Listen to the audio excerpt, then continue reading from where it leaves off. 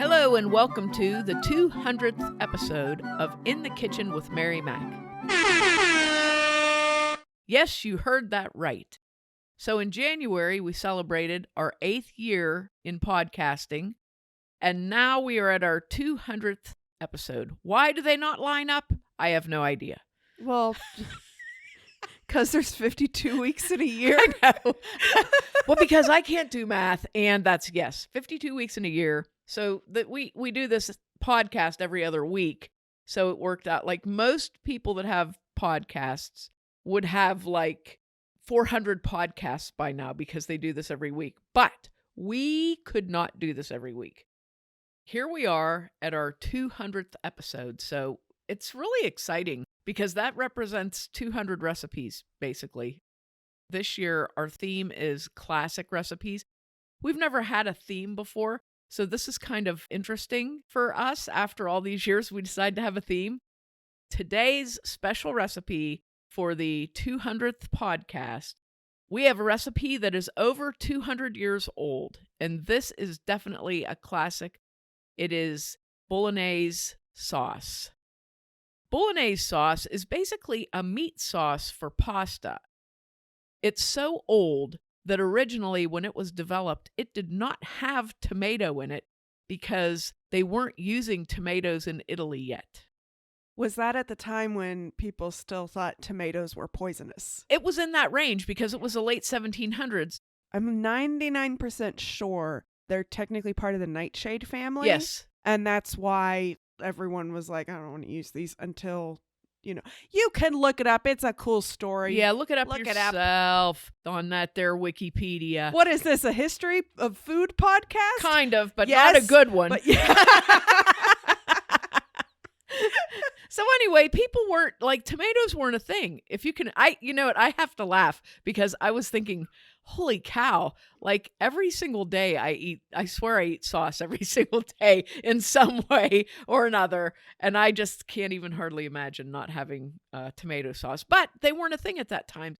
How this recipe started, basically the origins of this recipe, is it began with people chopping up meat and cooking it slowly over a long period of time and putting some different vegetables in there and just letting it cook for a long time, using what they had at hand and allowing the juice that came off the meat and the fat and the wine and, whatever they put in, allowing that to make like a sauce with the meat.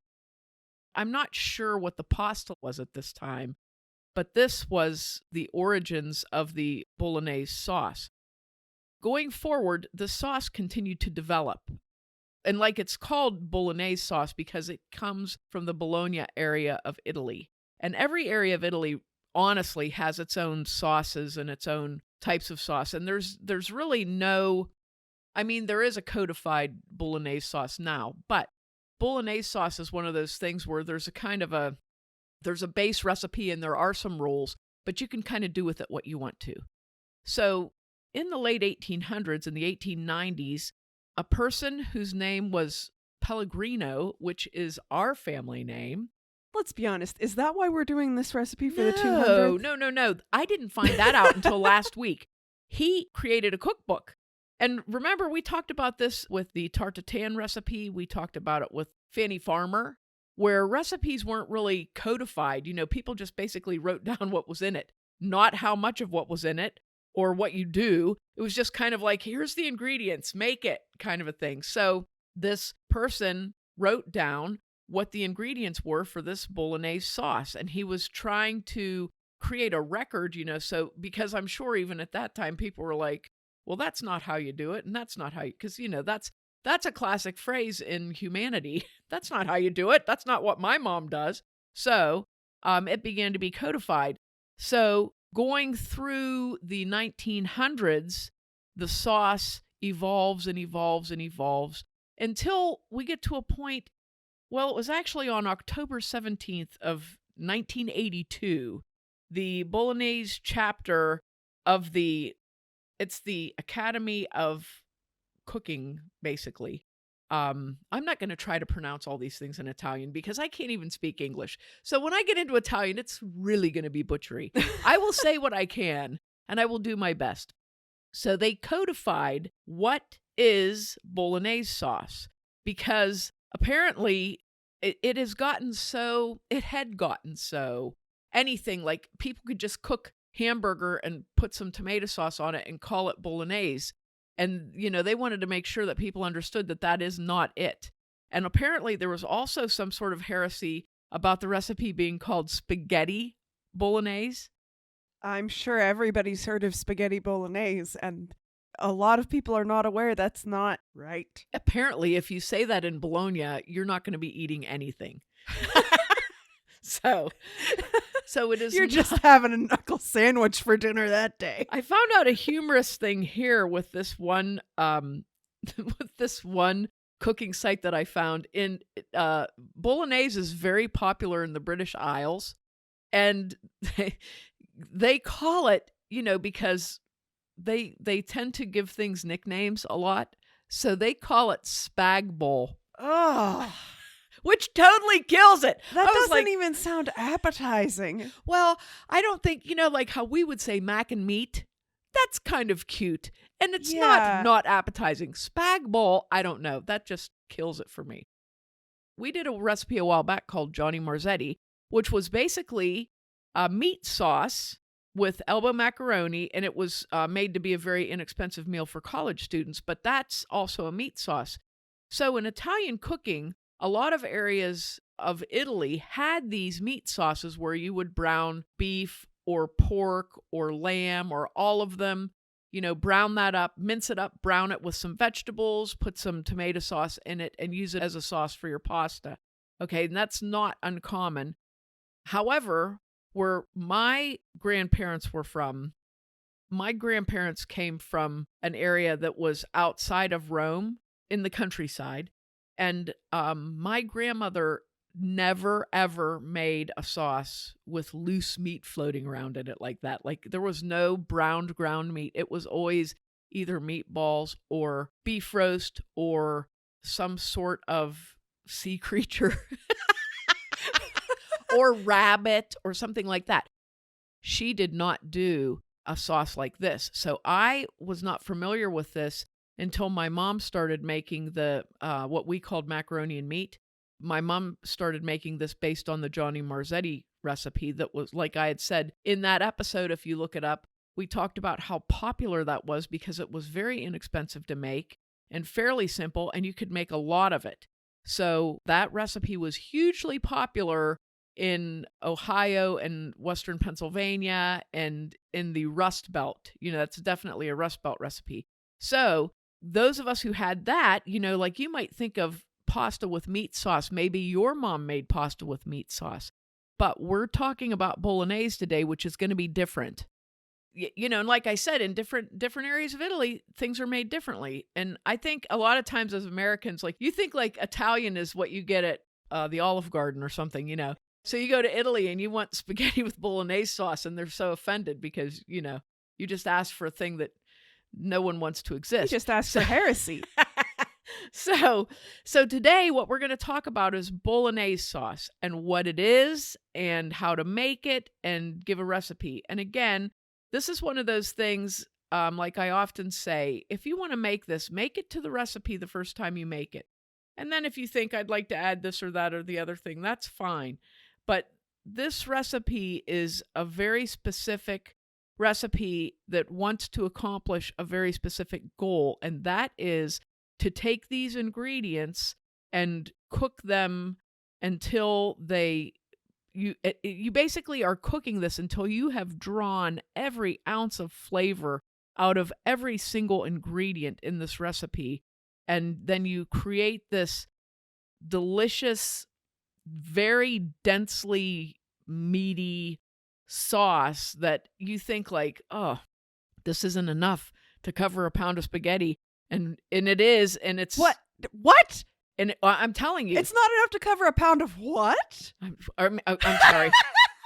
This isn't enough to cover a pound of tagliatelle or pappardelle, not spaghetti.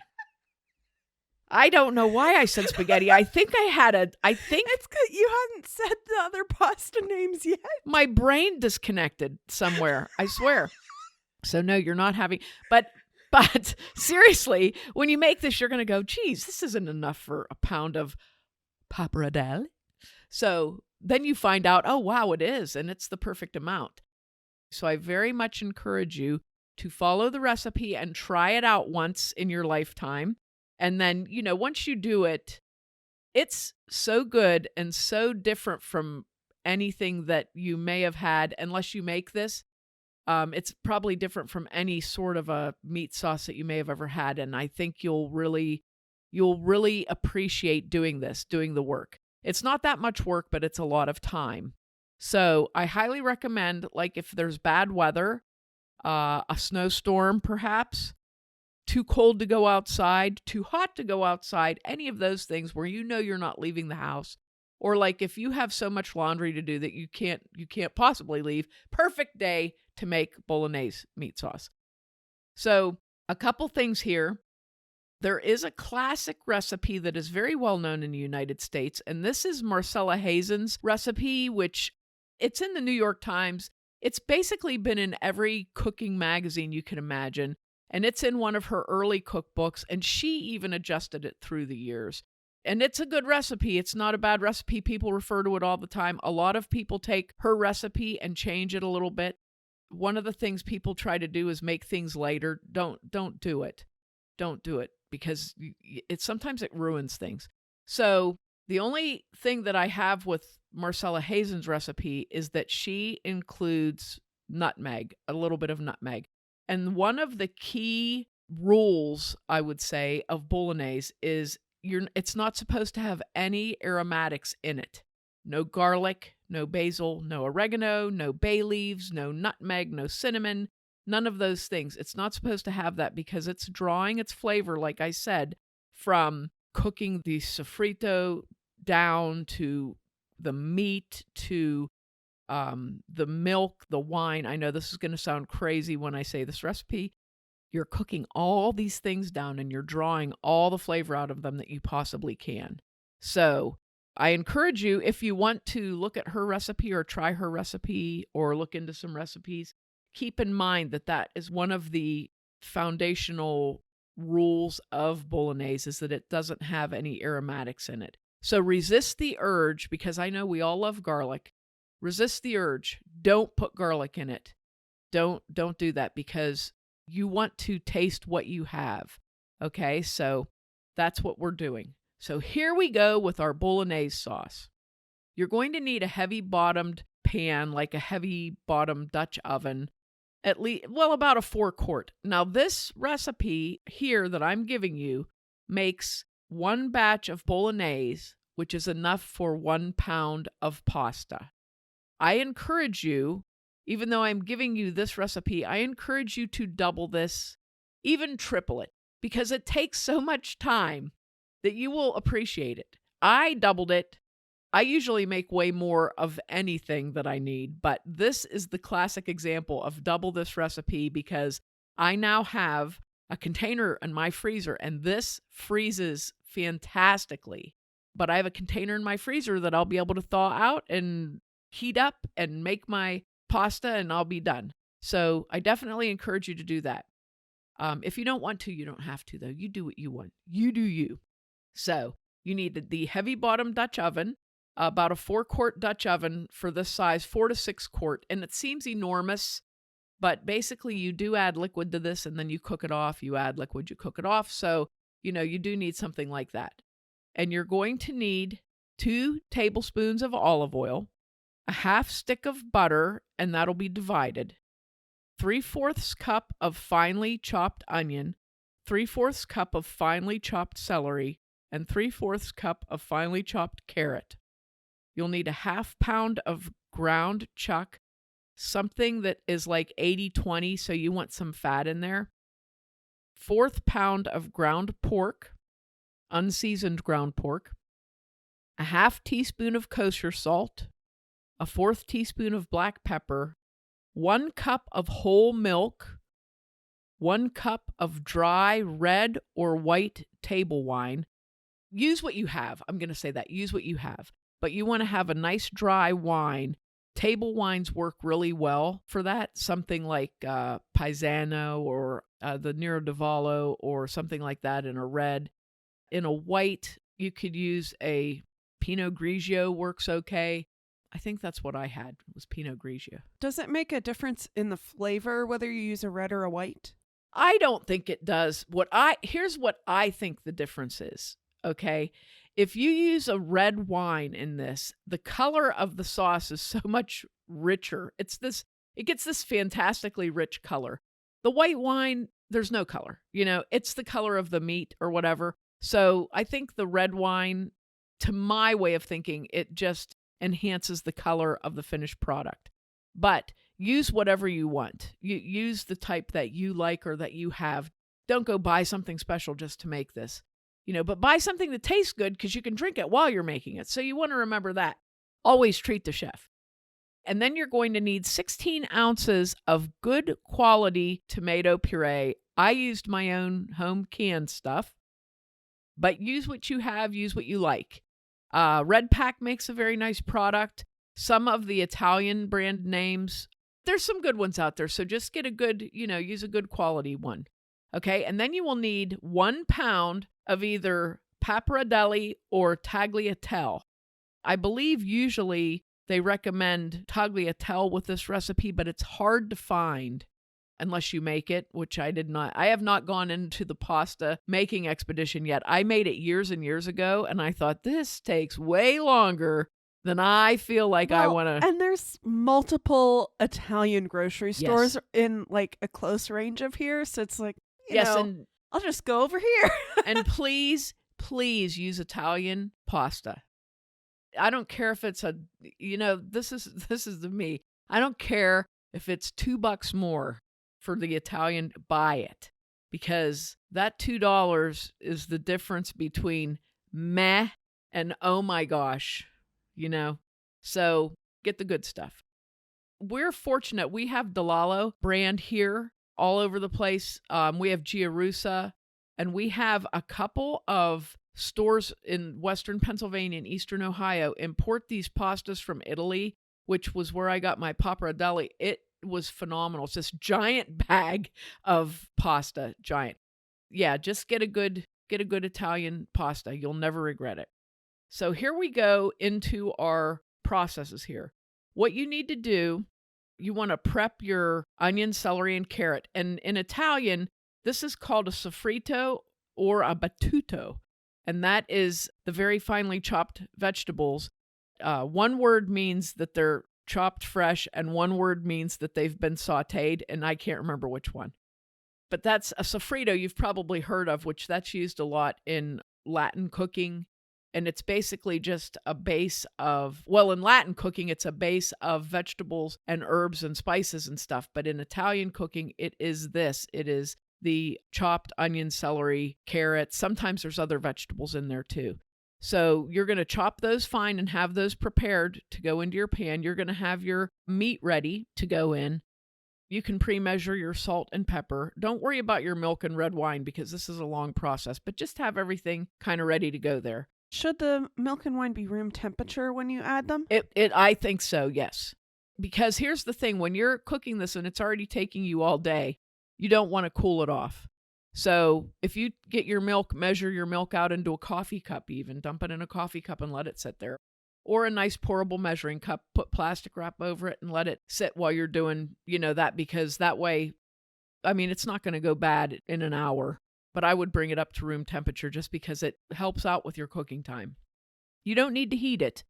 So what you're going to do is heat your olive oil and 3 tablespoons of butter in your pan. Put that 4th tablespoon of butter aside. You're going to use that later on your pasta. When the butter has melted, add the onion, celery, and carrots. And you want to stir those around, get them all coated with your fats there, and you want to saute them until they're soft. And this takes maybe about 10 minutes. You don't want to brown them. You just want to cook them so they soften. And you would do this I would say just below medium. And if your pan seems to be too hot, turn it down. So you just want to saute them until they're softened. and just have them prepped and ready so that their juices begin to come out with the oil and they have that nice shiny look to them, like your onion starts to get clear and you can smell the celery, Okay, once you accomplish this, you're going to take your hamburger and pork, and this is what I do when I'm doing something like this. Take your hamburger and pork here, and you want to break them up into small pieces and drop those small pieces into the pan, because it's so much easier to do that than it is to drop a big clump of meat in and break it up with a spoon. It's so much easier. So just break them up into small pieces and drop them into the pan and start stirring them around with the celery, carrots, and onion and begin to brown that meat up. Once you get that stirred in, sprinkle the meat with the salt and the pepper because you want that salt to draw moisture out of your meat. Stir those around. Keep breaking them up because you want them to be in pretty small, broken up, fine pieces. And you want to stir and cook and break up until all of your meat is nicely browned. Your pan might start to dry out a little bit. You're either going to have one of two things. Your fat is going to come up off your meat and start to fry the meat and the vegetables, and it might begin to dry out. So you want to keep that moving so that nothing really burns or darkens or anything, but you want everything to be nicely browned. And that's probably going to be like another 15 to 20 minutes doing that, working your meat around. Once your meat is nicely browned, you're going to pour that cup of milk into the pot, stir it around, and bring that to a low boil.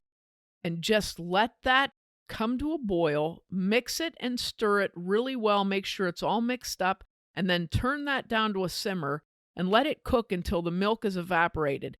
This is a very weird looking thing. So don't panic, because when you pour this in here, it's going to be like yellow looking from all the fat mixing with the milk, but then you'll get the milk fat kind of begins to separate out. So you'll see these little areas where you have white on top of your meat, and that's your milk separating and evaporating. So keep stirring that. You don't have to stand there and stir it constantly, but you need to stir it often because you don't want it to burn. You don't want to scorch your milk. I had to actually turn my burner off for a little bit and turn it back on because I could not get it to settle down. So if you have to do that or slide your pan off the burner or something, that's fine. But you want to just cook that nice and slow until it evaporates. And this is going to take about an hour. The mixture will begin to thicken, and pretty soon you are not going to see any of that white stuff from the milk. It'll look like you sprinkled cheese on it almost, But you keep stirring that and it keeps cooking, and it's going to just evaporate everything out. And basically the milk solids are going to be left there with the meat, and you're going to blend that in all together. Now, once you get to that point where your milk isn't visible and it's nicely thickened and evaporated, you're going to add your wine and mix well again. So, again, bring that up to a boil and then turn it down and let it simmer. When you put the wine in, if you're using red wine, it turns a very strange purpley brown sort of a color when you pour it in. This is what's going to happen here. There are times where this is just not going to look good. But trust me, it all works out. Okay, you're going to put your wine in. You're going to bring it up to a boil and stir it. And then you're going to turn it down again and let it simmer to cook off. And again, it's going to be about 1 to 1.5 hours for that wine to cook off. And you want to keep that just barely simmering so that the wine bubbles off, and stir fairly often. Walk over and stir it, Once the wine is cooked off, the mixture is going to be very thick. It's going to look like gravy with little bits of meat in it. Okay, it's going to be very thick. Once it's like that again, you're going to add your sauce. You'll even actually see like the fat is going to start to kind of separate, where you're going to develop some grease on your on the sauce that you have so far, I guess. So put in your tomato puree, stir that in really well, and just, again, bring it up to a low boil. Once you get it to a low boil, you're going to turn it down to simmer again. And here we go again. It's going to be a very, very nice low simmer for an hour to an hour and a half. And you want to cook and stir that fairly often. Your fat's going to begin to separate. This is how you can tell when the sauce is done, when you start to see that fat separating, okay? And you have to keep stirring it back in. you'll know you're getting there. Once you see that happening, and like I said, that's going to be another hour and a half. It might not be that noticeable to you, but just go by the time. If you're not noticing the fat separating, go by the time. And it'll be very nice and thick, because even the tomato puree, any water in that is going to cook out. So you're going to start to notice that it's very nice and thick. You don't want it to burn. If it seems like it's too thick, you can add a little bit of water to it and stir it and let that water cook off too. But you don't want it to burn. You want it to just get nice and thick and cook very slowly so that you have this very dense, thick meat sauce. Okay? Now, once you get to the point where it looks like it's about done, put your large pot of water on to boil to cook your noodles. Cook them to the package instructions, if there are any. I have to laugh because I did buy some lovely Italian pasta about 2 weeks ago that had no cooking instructions on it other than 6 quarts of salted water. When it comes to a boil, put the pasta in. And I'm like, what am I, psychic? So I would say for this, it's going to be about 11 minutes to 13 minutes for pappardelle. Tagliatelle might take less time than that, so you'd have to watch that one. What these pastas, if you're not familiar with them, they're a really, really wide noodle. Very wide, like a 1/2 inch wide noodle. So my husband is like, what is that? And I said, this is the big stuff, okay? Yeah, it's the ribbon pasta. Yeah, it's a ribbon pasta. And the thing is, with this sauce, it's so rich and flavorful that you need a big pasta to be able to carry that flavor through. Spaghetti with this, which I can see why spaghetti would be a problem, spaghetti would be lost in this sauce. Lost in the sauce. You're not going to get a coating. It's just going to be lost in there. Now, another thing, a lot of people use the bigger rigatoni with this, like the 21, 25 size, the big, longer rigatoni that looks like a sewer pipe, which we've talked about before. So you could also use that, but I highly recommend the pappardelle. I really liked it with it. Okay, so you cook your pasta. Drain your pasta. Don't rinse your pasta. Drain it. Put it back into the pot again that you cooked it in and drop that tablespoon of butter in and toss that all around on your pasta so it's very well coated.